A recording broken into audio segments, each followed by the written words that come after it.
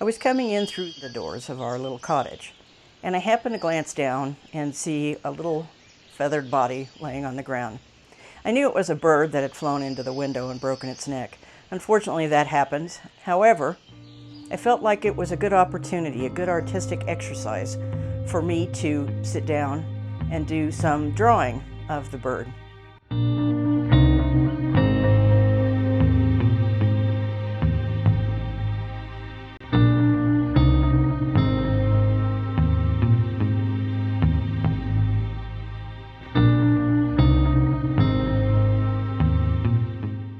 So the next step for an artist would be identifying the bird.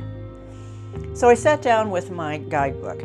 This particular guidebook is my favorite because it covers birds all across the African continent, and it keeps it so that I only have to have one field guide to carry no matter where I go. That's why it's falling apart. That's why it has the blue tape on the back. It has lots of dirt, lots of African nations embedded in it.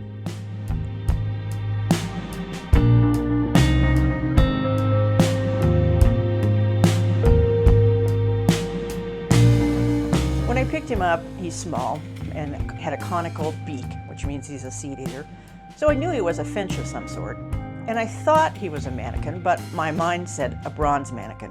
When I got into the field guide and started looking, I saw immediately he was not a bronze mannequin. He's a red-backed mannequin. The red-backed mannequin only is found sort of along the coastline countries, from Kenya on down to South Africa. Holding the bird in your hand helps you actually understand the light and the form of the bird, how the light is hitting it as you're turning it different directions. This experience gets into your psyche.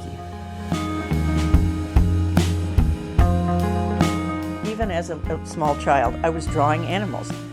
Back then, I was using an inexpensive sketch pad my parents bought me, and the ubiquitous #2 pencil. And I'm still drawing. But my tools have changed some. I have a wide variety of different pencils, different hardnesses and softness that would make a little lighter line or a little darker line.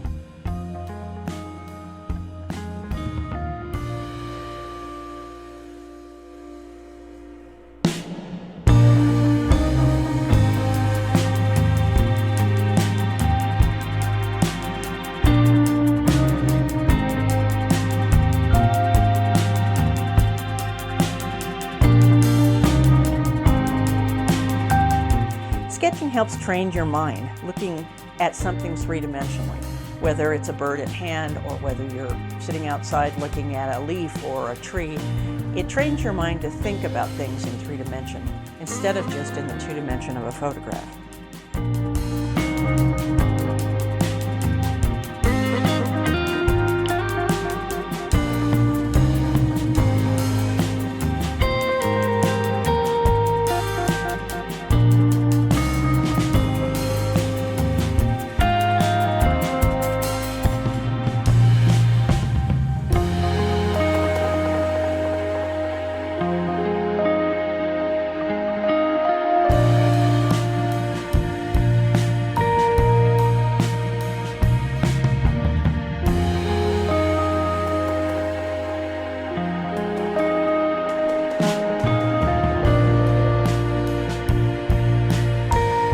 You have to draw to understand the basis of everything.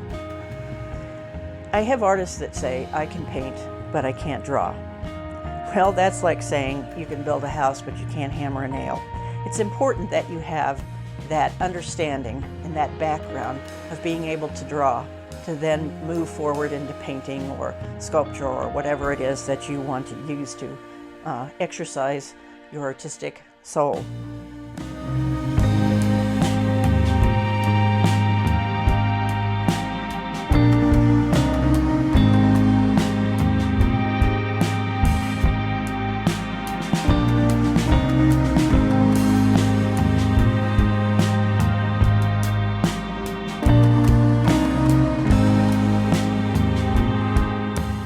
I say, it's important for an artist to get outside and feel the wind in their hair, touch the softness of moss, smell the earth. All of that gets inside of you and will come out at the end of your brush or your pencil.